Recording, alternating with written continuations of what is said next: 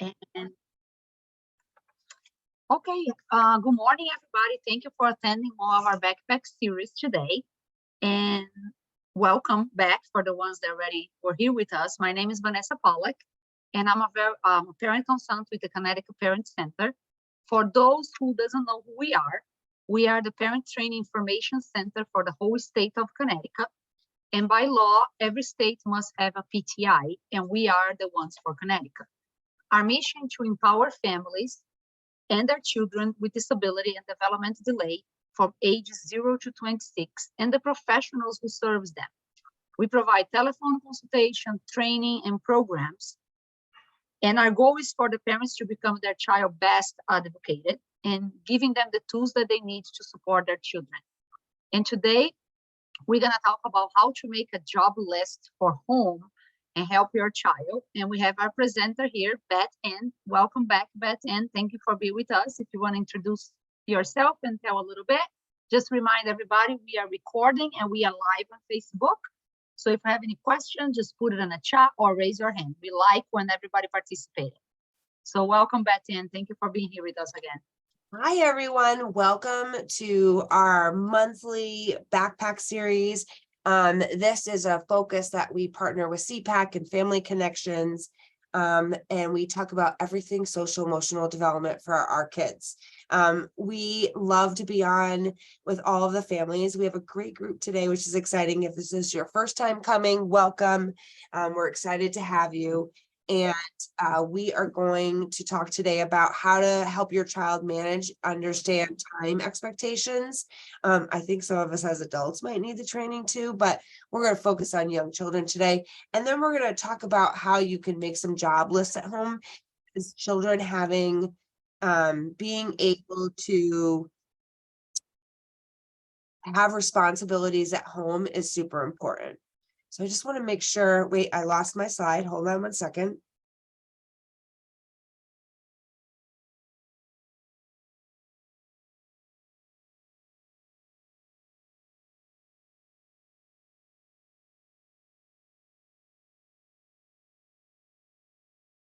Okay, sorry, I lost my slide there. Okay, so that's what our topic is today. Again, if you're brand new to us, joining us today, we come on the second Wednesday of every month, and we review social emotional development topics. And so every month we have a different topic. We will be sharing some resources at the end if you need to use them, and if you want more information about them. Are you sharing PowerPoint right now, Bethanne? Because I don't see the PowerPoint. You don't see the PowerPoint? No. I don't know if you cancel or. Can you see it now? No. Technical difficulty. What is going on here? Let's do it again. Share screen. How about now? It's coming. Yay! Yeah. Okay, great. So in Connecticut, I'm just going to share a little background on why we're doing a lot of this work. Oh, did you want to say something, Vanessa? Yeah, just to remind you, if you can speak slower because the interpreter. Right. I always forget about the interpreter. She's there hiding. So just for the ones that need Spanish, sometimes it has to be a little slower for them. Thank you, Bethanne. You're welcome. So welcome again. So in Connecticut, the Office of Early Childhood, which is a state office that is a focus on just 0 to 5, birth to 5, they have become a Connecticut pyramid state. So through the National Center for Pyramid Model Interventions, which is a national TA center that focuses on social emotional development. We have been working with them for quite some time now. And so Connecticut is a pyramid state. So we're working on increasing knowledge around children's social emotional development. We're working with childcare programs, early childhood programs, family childcare, and as well as trying to get information out to families. So it is a statewide initiative. We started doing these backpack series oh gosh, it's been I think a year and a half now, and we just love doing them every month. And so every month we have a topic that we discuss.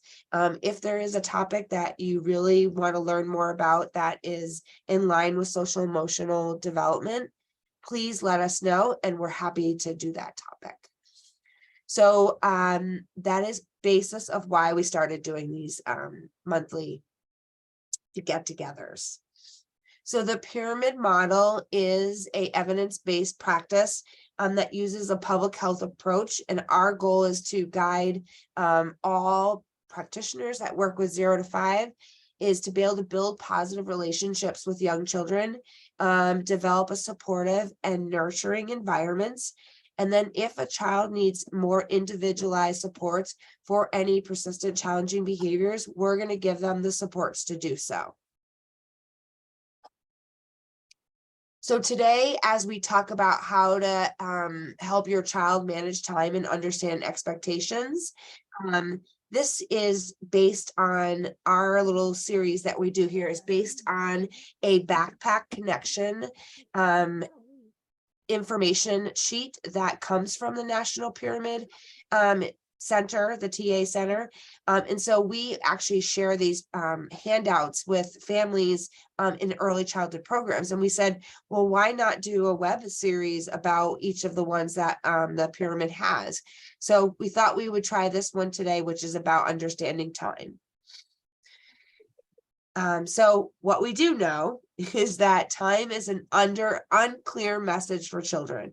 Not all children know exactly what you mean when you're saying 5 minutes, 10 minutes. So it is very common for a parent to feel frustrated with a child when he does not understand, or it's not done in the time frame that we think we want our children to know. Like if we say, I need you to go and pick up your toys, we're leaving in 10 minutes. I need you to finish your snack in 5 minutes because we are going so-and-so doing this. What we know is really important when you're teaching time and have supporting your child around managing time is to always give a warning. A 3-year-old may not know what 5 minutes is, but they know it's a prompt that something's going to happen next. So if we say to them, all right, in 10 minutes, I need you to stop watching TV or put your coloring down because we're going to get dressed and we're going to go to the playground, or we're going to visit relatives, or anywhere that you're going to go. Always give those warnings. They may not understand 5 or 10 minutes and what the actual time is, but they know that that warning gives them something to know what's going to be next. So it's important for parents to know that even though there's a little difference between 5 minutes and an hour to a young child, but it's the way that they experience the time.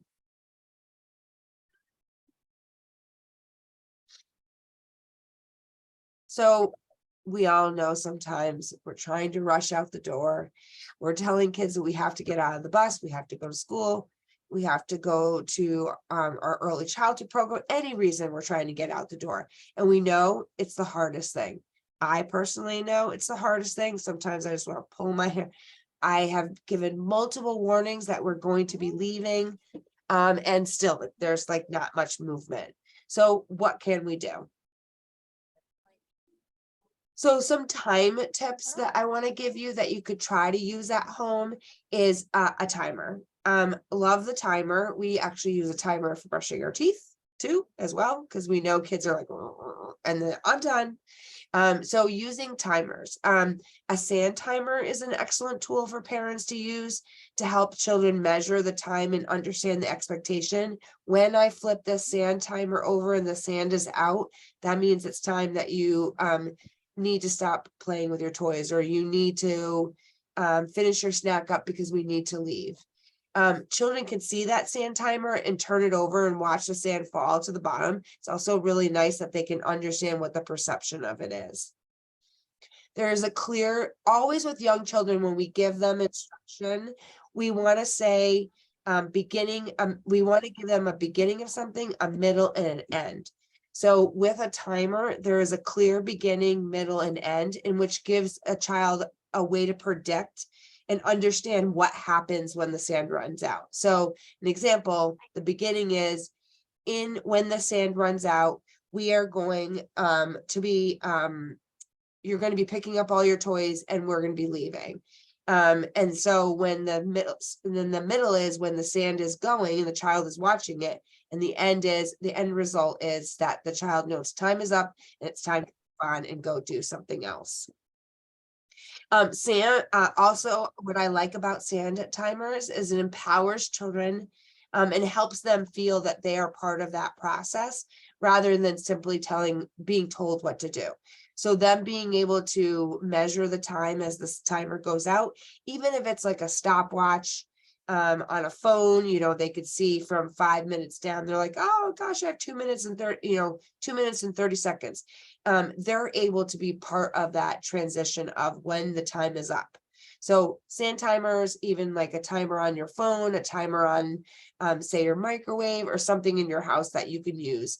I also like, sometimes I've used alarm clocks where I've set it for 5 minutes or, 5 minutes of when I want it to go off. That has helped too. And when we use timers, it gives us as parents the opportunity to encourage and compliment their child when they've beat the clock or they've gotten something done. So if we're saying like, in 5 minutes, we need to get out the door because we have to go to work, or, it's kind of takes away that nagging that we seem like we're doing when we're trying to get the child out the door. Obviously, we know that we are in the right to give them a time to be able to, that we have to leave in a certain amount of time, and not that, okay, let's go. And it feels more of like nagging. What are they for? So we also have to think about expectations that we have with young children. Time is a difficult concept for young children to grasp. I remember when I was teaching and I would say to the kids, okay, in 5 minutes, we're going to be done in centers. And like, someone's like, well, they don't even know what 5 minutes is. I'm like, it doesn't matter. They know that something that it's going to be done, what they're doing. It really takes them time to really understand what that concept means and what happens next. So that's why we say using a timer, whether you're using it at home, if you're an early childhood teacher and you're using it in the classroom, it gives you an opportunity to compliment and congratulate the child. But also too, it takes time for the timer to work. So, the first time you give them the timer, I'm not saying that it's going to be perfect, but once you start using the timer in the daily things at daily times, like say you're trying to get your child to get to bed. So bath time is in 10 minutes. We pull out the timer. Okay, when this is done, it's time for us to get into the bath and get ready for bed. So we've talked about how we can manage that time and really explain it. Also too, I think I talked about last month, we also have a lot of new people on the call today, but also too, putting a schedule together, I think is a great idea. At first, the concept sounds a little crazy, but it works. So on the weekends, I'm not saying that you would necessarily put a schedule together unless you have like a set events that you have to do. But even during the week, we all know if we're trying to go to work in the morning, get our kids off to school or drop them off at daycare or childcare or, a preschool program, it is not easy. So if we have a schedule, say on a refrigerator or in our child's room, 7 a.m. There's no 7 a.m. in our house, it's 5 a.m. But, 7 a.m. we get up, 7:30, we're having breakfast and then getting dressed. 8 o'clock, we're out the door. We're at school from 9 to 4. And then when we get home, it's, put our backpack away, things, whether it's help doing things around the house, giving that time for the chores, and then, it could be free play time. So it could be screen time, free play time, and then, dinner, bath, bedtime, reading, blah, blah, blah. So having that, so then the children knows what's happens next. So in that time of when we want children to be able to do those things at home, like, helping empty the dishwasher, I'm not saying that a 1-year-old is going to do chores, but I'm saying like from 3 on, we really should give them responsibility, because responsibility helps them figure out what we're going to, the responsibility of a family as a team. I actually started with the dishwasher. So I gave my son, he had to put the silverware away. There was no knives in there. He had to put the forks and the spoons away. And then it was help empty, round up all the garbage cans around the house and in the bathrooms, and let's pour them all into one. So it's little things that you can get. When we're starting at 3 and 4, could it be one chore a day? Yes. And then, as they, get into school, like kindergarten or first grade, add stuff on. We have garbage week, garbage days in our house. So every Thursday night, the garbage has to go to the road or the sidewalk for our garbage man to pick up. Did you want to say something, Vanessa? Yeah, just a comment that Roxy put it in a chat in Spanish. If I don't translate it 100%, the translator will let me know. She said she works in a daycare center or a facility with kids. I don't know if it's a daycare, but she shared with the parents the routine and the program. So it's the opposite, not only the house, but she shared with the parents what she does in the program, so they can also follow at home. And she says, especially the eating time and the nap time, because then if they follow that over the weekend, when they come Monday, I think they're still on a routine for her.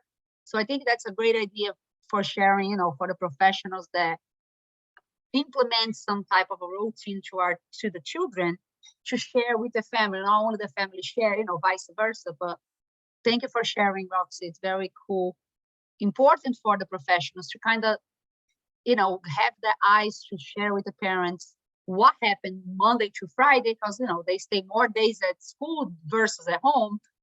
And then if we parents can follow that, make life for everybody much easier, I think. Yeah, so I totally agree. I worked in Head Start for a long time, and I remember we used to have the Monday morning, woes, because we know that over the weekend the schedule was a lot different, especially like on a Christmas vacation or like a summer vacation. Like our routines at home are very different than they are at school. And so I 100% agree. Do try to keep that lunch and even the rest time.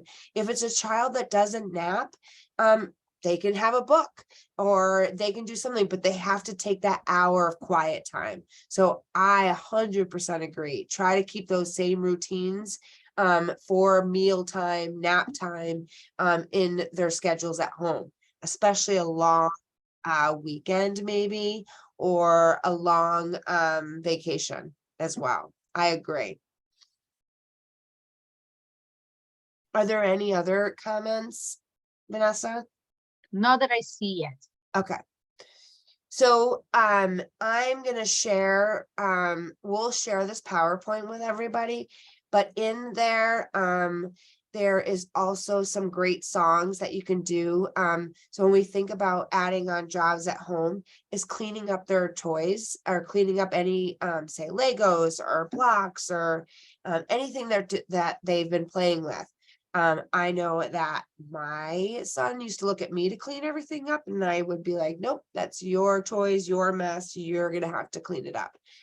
So holding them responsible for picking up whatever, if they want to drag, this is what he used to do all the time, like 20 stuffed animals to the couch for a stuffed animal party, you're going to drag the 20 stuffed animals back up. So I used to give that little bit of a warning. Anything that you bring down out of your room is going to have to be brought right back up. That's great that you want to play house or you want to do this, but remember at the end, I'm going to let you know when there's 5 minutes left of playtime or we're getting ready for dinner, that you need to take extra time of those time to be able to pick up your toys. And that way that they can learn that, it is their responsibility to clean up after themselves. So finding little jobs too, is it having them help you take stuff out of the dryer? We know that maybe a 4-year-old can't fold, but also take all the socks and put them in a basket, and a separate basket, and let the child try to match up some of the socks. We all know that I'm pretty sure washing machine eats socks. So, there's going to be ones that are not going to match, but that's a fun game too for them. And it's also teaching them how to help with getting the laundry done, is having them do the socks. So there's a lot of great tools that you can use. And we're going to give you the website. It's the National Pyramid Model of Innovations. And I'm going to put the link in the chat box. And in there is so many great resources. One, there's a great resource for the backpack series. So it goes through, there must be like 35 of topics that you can use. Like if your child is having temper tantrums, it's going to help with some suggestions and strategies.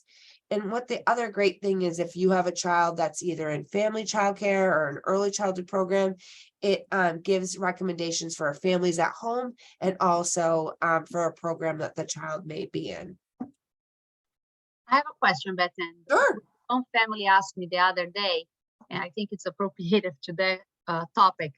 Let's say, the younger kids, like they don't want to help, or they just want to play and they don't want to do it.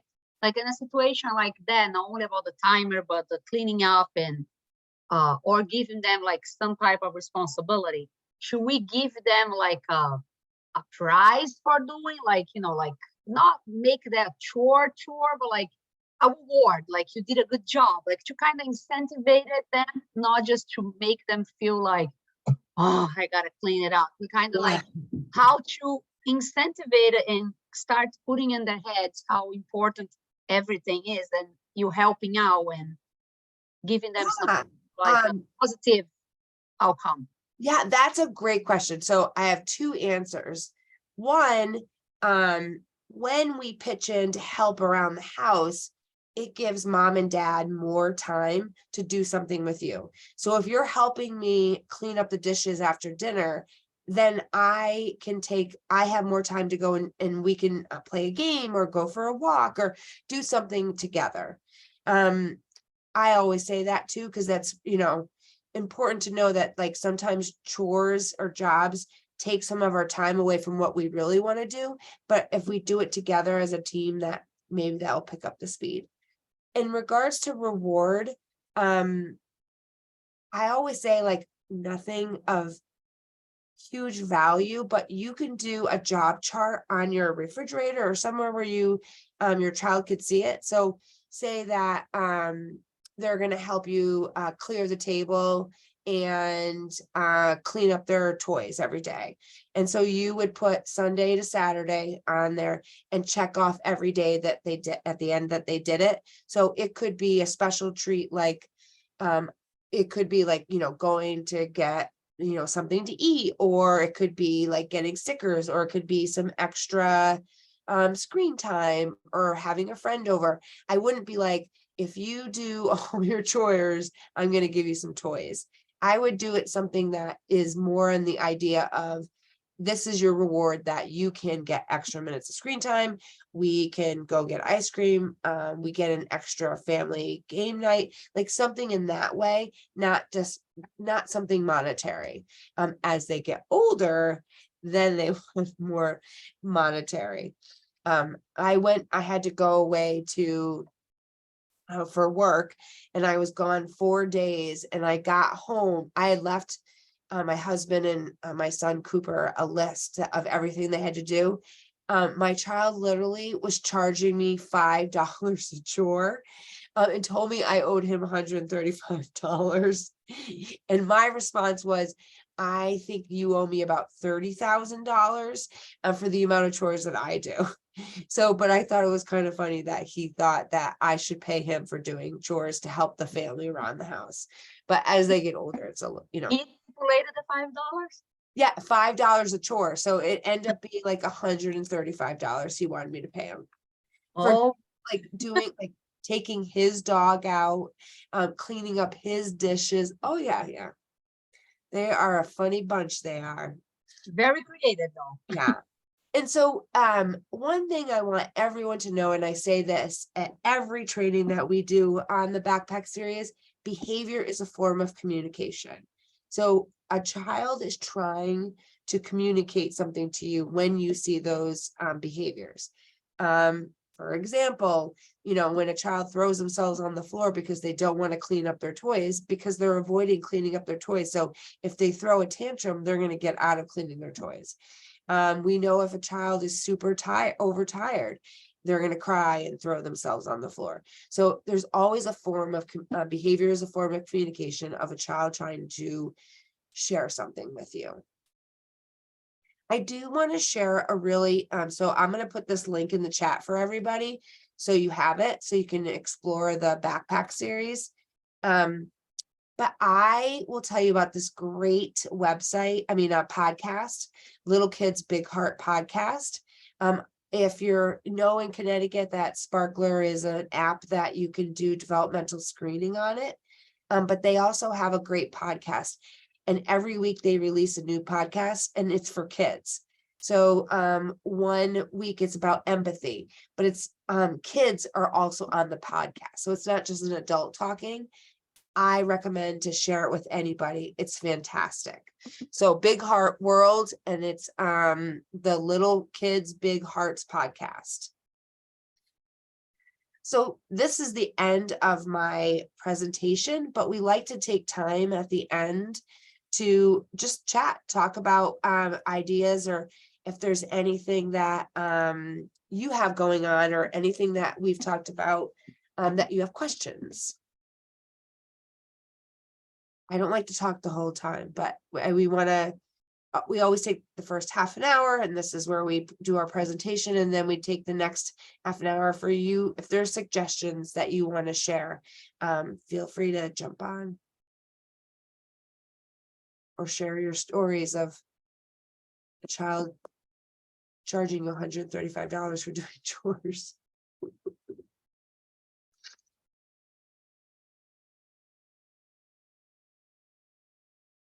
You're on mute.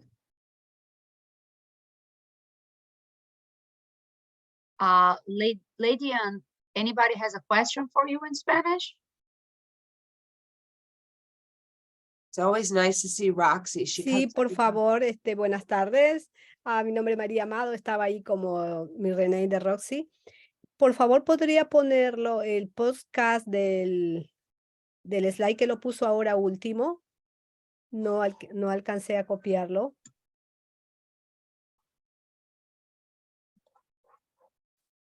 Did you hear that, Bethanne?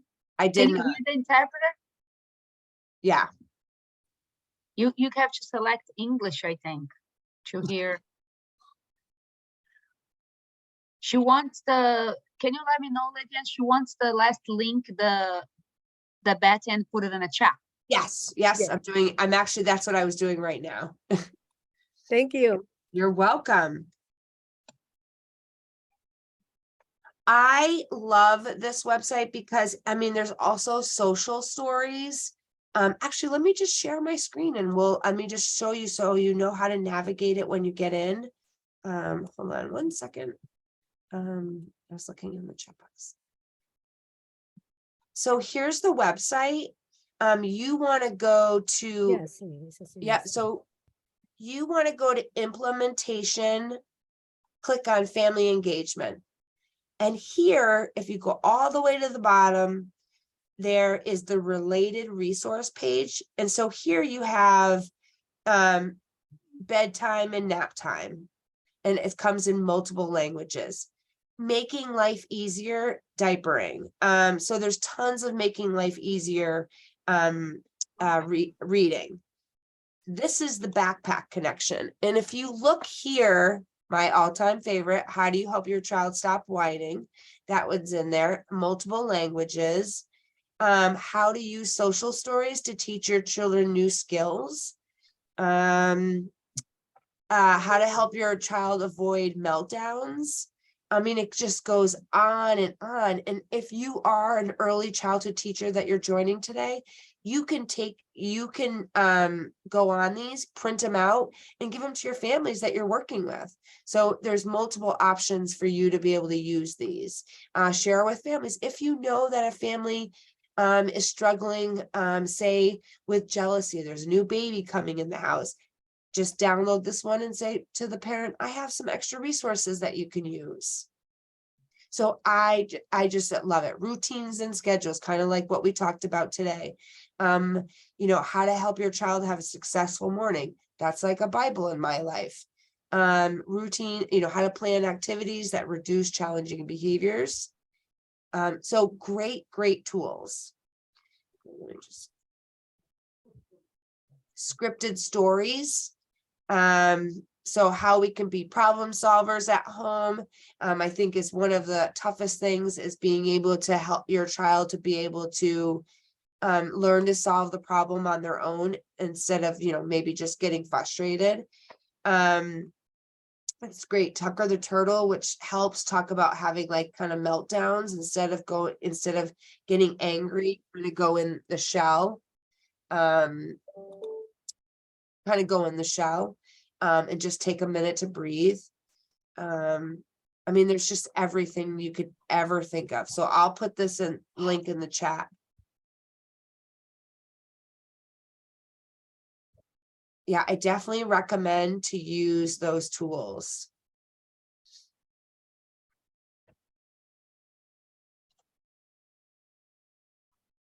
We have 2 people that just jump it in. Oh, okay, great. We So just are we record. send the PowerPoint out after, Vanessa? If anybody wants the PowerPoint, if they want to put their email in a chat, so we can make sure you get the PowerPoint.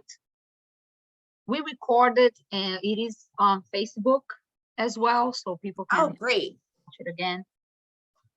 I'm getting the emails that they are asking here. So I'll ask the group, as we talk about social emotional development, are there topics that you, as either a parent or provider, that you're looking for more tips that we can, we're actually putting our schedule together for this year. So if there's any topics that you're looking, please let us know, and we're happy to present them.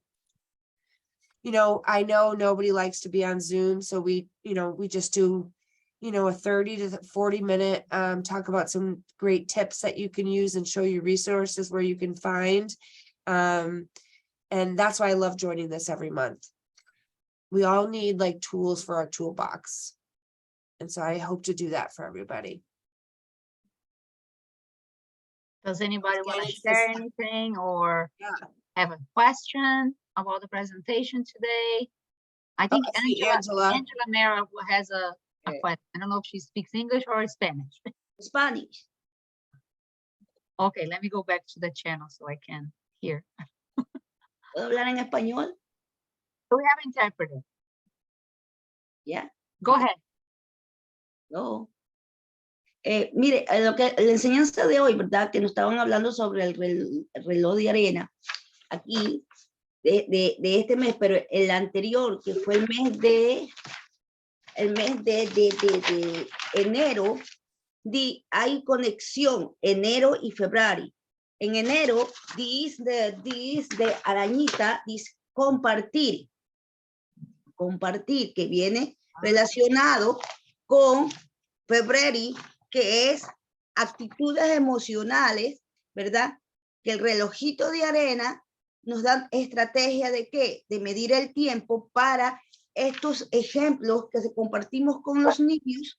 Nos enseñaron también lo que es las reglas con los padres, que es la forma, que es cómo compartir y hacerlo. Tiene conexión con el mes de febrero, que nos hablaron sobre el reloj, a la cual es para intercambiar juguetes, tomar turnos y compartir las señales de compartir. Todo esto tiene conexión a lo que nos están explicando sobre las pirámides, que nos ayudan en la que son las actitudes, para desarrollar las actitudes socioemocionales con los niños. Mi pregunta es la siguiente. ¿Cada mes tiene conexión cada tema o lo podemos buscar como nos dio los temas ahorita de diferentes mochilitas con diferentes temas para nosotros poder trabajar con la estrategia de los niños? So I did hear that. That was, first of all, I applaud Angela. I love that she is using that. It's amazing. Topics each month. Yes, we can do that. Okay, thank you. If there's specific topics that she's looking for, if Angela is looking for, I'm happy to if she could just let us know what they are, and we're happy to embed them. Mucho gusto lo integramos.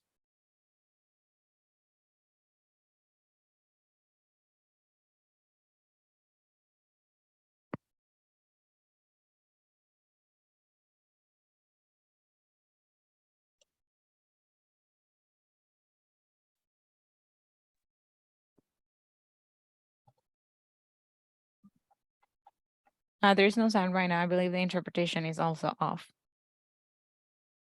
Okay. Do you need to go back to the room to interpreter? If you're going to continue the meeting, yes, so everybody can hear me in Spanish. If you're Okay.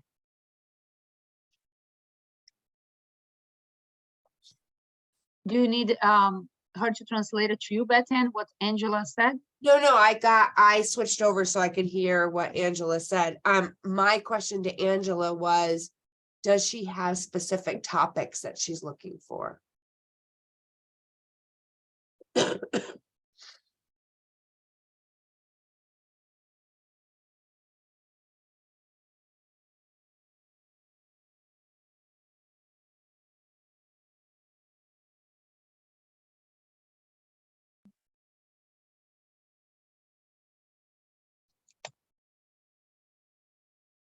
So I'm going to put my email in the chat. If you hang up and you think about some topics that you're really interested in, please let us know. There is also the pyramid model. Connecticut has developed a newsletter. If you're interested in receiving that newsletter on a monthly basis, we do try to align the newsletter with the topics that we're going to talk about.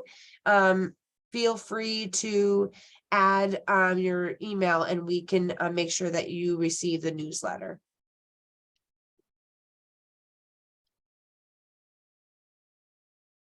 Any other question anybody wants to share or have any specific question?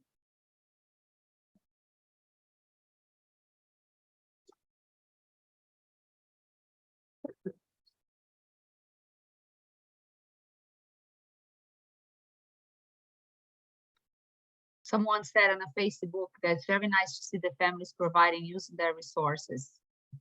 And Angela's sharing how she's implement their resources. That's awesome. One more question.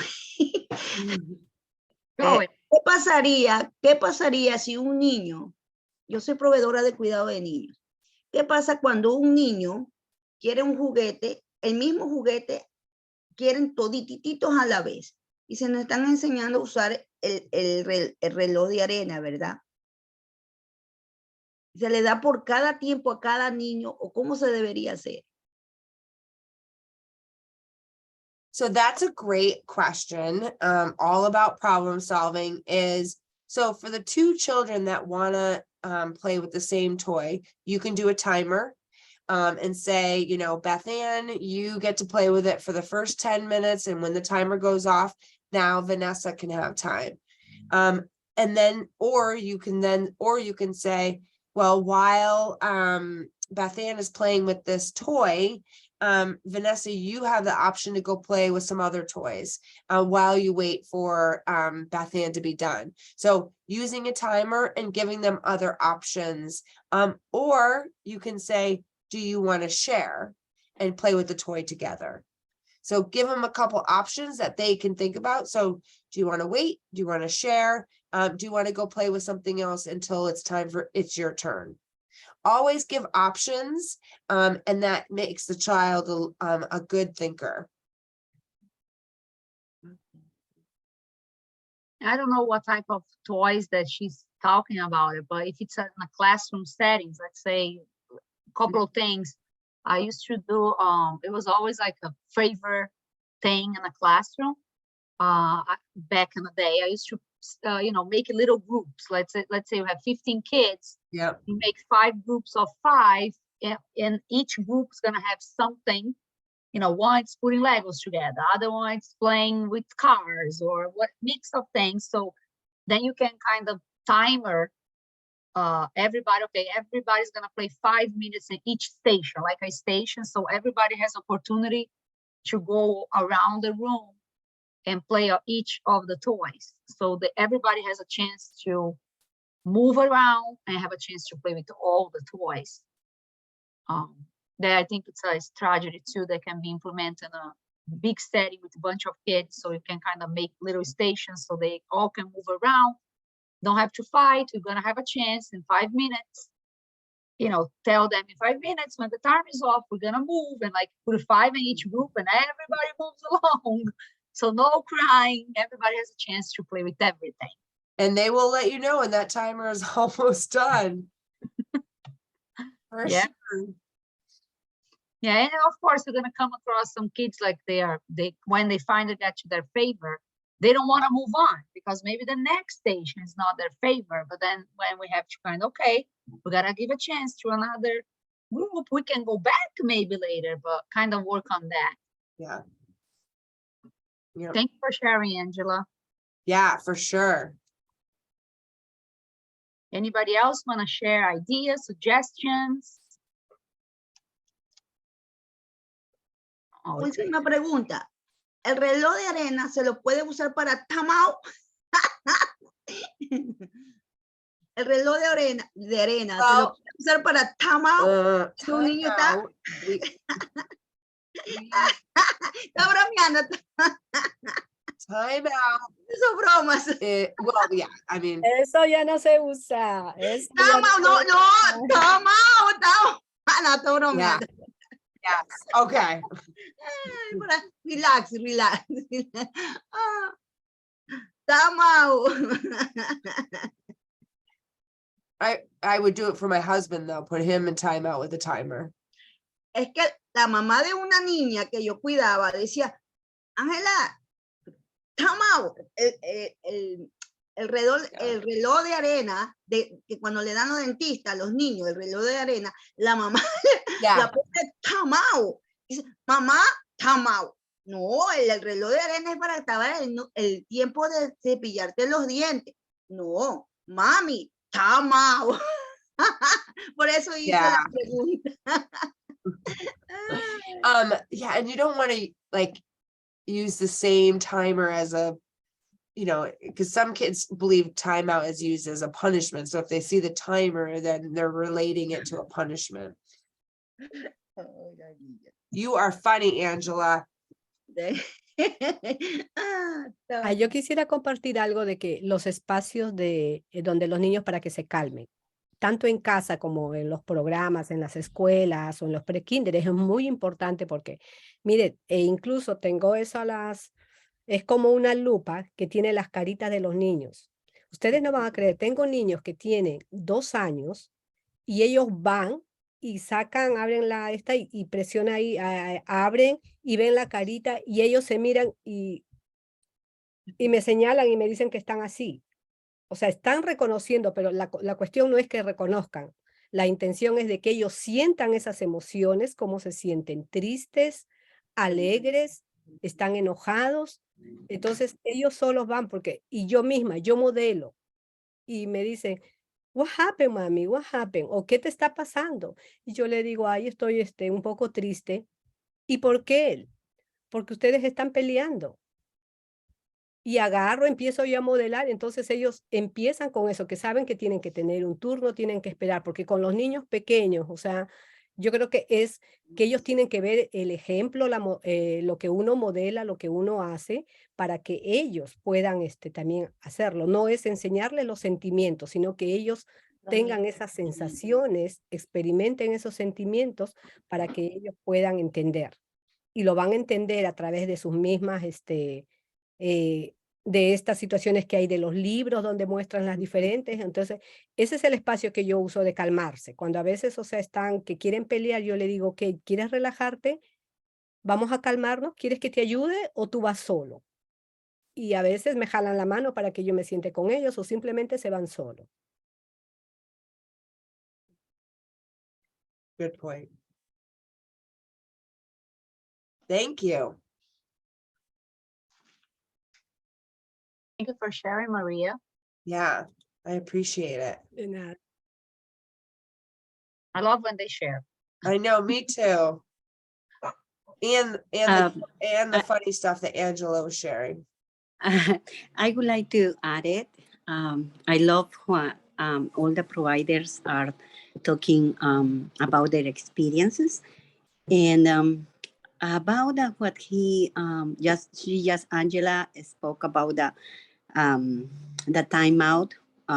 We know that we don't use for a long time. We call calm down, as Maria just pointed, but it is very important to have the third environment helpful for you all the time. So you have 2 toys or 3 toys, the same toys, they don't need to fight.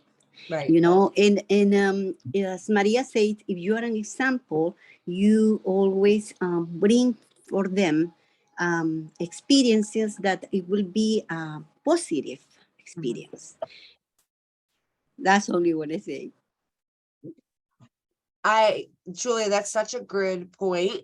And as it seems Angela has a childcare in her home or a family childcare, I love the idea, and I think it works really well, is changing it up. So if you know that children usually go for the same toys every time they come, you know, 1 week, take those toys out and put new toys in. Exactly. Rotation. Yes. Yep. And it's funny because, you know, and then if you bring that other stuff back out in a month, it's like the most brand new toys. Just like in the classrooms, if you have an early childhood classroom, I believe by this, and I think it's, you know, you don't have to keep every center open. Close some centers, change it up. We all know like blocks is a favorite center, or kitchen is the favorite center. You know, 1 week saying, you know what, kitchen is closed this week.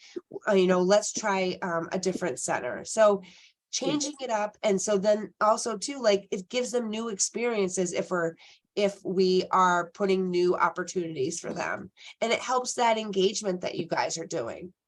And let just the kids to do and just only follow him or their piece, you know, and that's why the third environment, your environment, is very important to work close with parents, with kids, and the staff. Thank you. Yeah, thank you. See, this is my favorite hour of the month because we learn from each other. You know, I can present and talk all day, but we also give us the opportunity to learn together. You know, we talked about the sharing, we talked about time, we talked about the sand timers, and we had some good laughs. So, you know, please join us every month. And, you know, this is also like a little learning community too. We can learn from each other. I don't know everything. Do you know everything, Vanessa? I wish I could say, but no. I think every day is a learning experience, especially with the little ones, right? They change so much. Yeah. Is anybody else needs the PowerPoint? Please put the email in a chat, and I'll be happy to forward it to you. Any other question? Any other comment? Yo quisiera compartir nuevamente algo muy rápido. Go ahead, Maria. Ok. A veces hay padres que nos piden o piden a muchas de mis colegas que el niño, si ya sabe contar, si ya sabe los colores, si ya sabe las letras de los abecedarios. Entonces yo les digo, o sea, mi trabajo, mi función aquí, al menos yo digo en mi programa, no es que tu hijo se vaya al pre-kinder sabiendo contar, sabiendo los números, si puede del 1 al 10, ok, o del 1 al 5, pero no memorizar, porque mi función mía es de prepararlo a tu hijo a que sea independiente, a que vaya seguro, a que sepa pedir cuando ya de ir al baño, que empiece él a entender el concepto del mundo que nos rodea, del entorno que lo rodea. Por ejemplo, mi currículo está basado en las 4 estaciones, porque son lo que los niños ven, miran, sienten. Es la parte sensorial donde yo creo que es la más importante que los niños tienen que desarrollar, porque es donde el cerebro está en actividad y porque hoy en día estos niños pequeños, aunque ustedes no los crean, están inmersos en tabletas hasta en los Nintendos. Tengo un caso de un niño que me llega llorando porque ya en el carro le pregunto a la mamá qué pasó y dice, oh, no, el Nintendo es que le di un ratito porque si no, no quería venir. Y entonces hay una adicción tan grande a eso y veo que no tienen esa noción de mirar más allá. Viene un niño de 2 años, viene cansado. ¿Por qué? Porque está tan enfocado en la pantalla que no tiene esa oportunidad de desarrollar la parte sensorial. Y yo, sin ser médica, perdonen, a este nene cuando tenía 2 años, yo le dije, tu hijo es muy probable que va a usar lentes, va a usar gafas, porque realmente, ya tiene la cita, y entonces es algo realmente bien preocupante, porque yo veo que esto está pasando, entiendo que las familias llegan cansadas, pero entonces yo a veces le digo, 1000 veces ponle la televisión, porque en la televisión hay un espacio de publicidad, y por lo menos en ese momento se distrae, si es que tú estás tan ocupada. Pero es importante que los padres también dediquen tiempo a sus hijos. Creen que, o sea, tuve una oportunidad hace poco que llegó una mamá y me trajo la tableta y yo le dije, no, es que yo no recibo tabletas. Ok, pero el día que vino, el primer día, cuando hicimos el contrato, todo ok, el primer día cuando vino con la tableta y yo le di la tableta a la mamá y me dijo, no, él tiene que usar la tableta porque para que él te deje trabajar, te puede hacer. Le dije, no, no, es que él tiene que ver la tableta porque él se sabe los números, los colores y sabe lo que hizo, se lo llevó a su hijo. Me dio tanta pena porque me quedé así. Pero ¿qué está pasando aquí? O sea, esos conceptos de que digo, wow, qué pena que los padres creen que con una tableta, los hijos, el memorizar los colores, el saber, solamente es memoria, nada más, memorizar, ya creen que los hijos ya, wow, saben. Entonces realmente cuando se les hace estas actividades que están basadas en la parte sensorial de los sentidos, están, digamos, perdidos en función a su edad, que deben de ir de acuerdo a su desarrollo. Y yo creo que ese punto sería muy importante, que se debería de tocar una serie basado en eso de por qué la importancia en los programas de cuidado infantil. No es necesario que el niño salga aprendiéndose los colores ni las formas, pero que lo entiendan, por qué 1 es 1 y por qué 2 es 2, por qué el color es rojo o por qué el color es negro, por qué el color es blanco. Eso era lo que quería compartir. Thank you for sharing, Maria. That definitely can be a topic for us to work on, Bethanne. Yeah. Yeah, I actually think that's an excellent topic. I think we should add that topic, and I'm thinking about that for next month. But can I just share one quick thing is, you're right. Our job in early childhood is to prepare children to go to school. So it's all about social emotional development. Can they sit for 20 minutes? Can they learn to make friends? Can they regulate themselves during those tough moments? It's all about social emotional development. It doesn't matter. It's great if you know your colors. It's great if you do, know your numbers, but if children can't regulate themselves, that's a tough one. But so it's all about being ready socially. And in regards to the tablet, children need to learn they learn through play, and they learn with their peers. So when you're playing with your peers and you're engaging in conversation and communication, children are building skills. They're not going to build skills on a tablet. So I think that mom may not understand the purpose of what early childhood education is about, and it's not about electronics. It goes back to playing out. That's why we love in a center and also in a home, all the different opportunities to play, playing make-believe. That's how children's imaginations are started. What 3-year-old doesn't want to be, Spider-Man, or what little girl doesn't want to be a princess? So it's all about that. So all about social emotional development. The rest will come. Do I encourage reading to your child every day? absolutely, because again, that builds up vocabulary and they can sit the whole entire time during a book. I could just go on that topic, so I'm just gonna mute myself. Thank you for sharing. We're definitely I made some notes. We're definitely gonna work on those new topics. If anybody else didn't put their email, I would like the PowerPoint. Please put it in the chat. I wrote it down, the ones that are there. I'll be emailing you guys probably today and in the end of the day. And thank you again for coming. We don't have a date yet for the next one, right, Bethanne? It's the second Wednesday of every month. Okay, so if it is So the next one would be the 8th. March 8th. March 8th. Oh, one more email.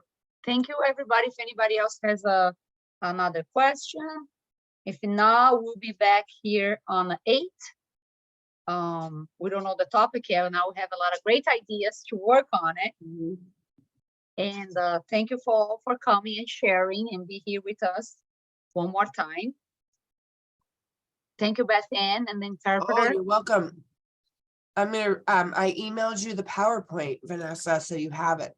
Yes, I'm gonna email the parents that I'm writing down their email. So I'm gonna stop sharing Facebook. And I'm gonna Thank everybody. stop recording.